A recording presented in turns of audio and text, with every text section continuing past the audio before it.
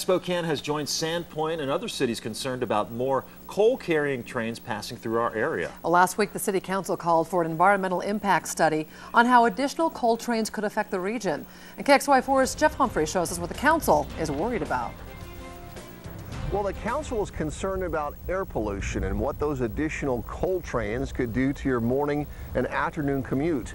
The good news from a national economic standpoint is that Montana and Wyoming are loaded with coal, and rapidly growing countries in Asia need it to make electricity.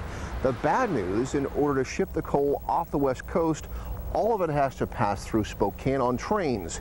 Estimates on just how many more coal trains will be coming through the area vary from 20 to 80. Critics claim the uncovered cars can release clouds of coal dust when they're speeding down the tracks. And right now it's hard to imagine that Spokane could handle any more train traffic. It took 12 minutes for this train to pass the crossing at Trenton Park, and then it just stopped, blocking the intersection for another 8 minutes. Regular commuters through the area say the problem is only getting worse. Spokane is building more overpasses to ease car versus train congestion, but city officials think if the railroad is going to make more money hauling coal, then the railroad needs to chip in more for traffic improvements. Could they make improvements? Could they lessen the number of trains? Could they take different routes?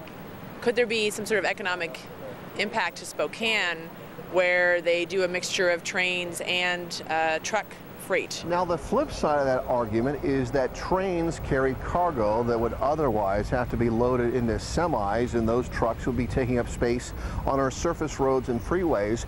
But the council wants to make sure that motorists don't spend any more time waiting behind rail crossings, and that's why the city council is hoping the railroad will help build more overpasses like this one here at Havana. Reporting in Spokane Valley, Jeff Humphrey, KXLY4.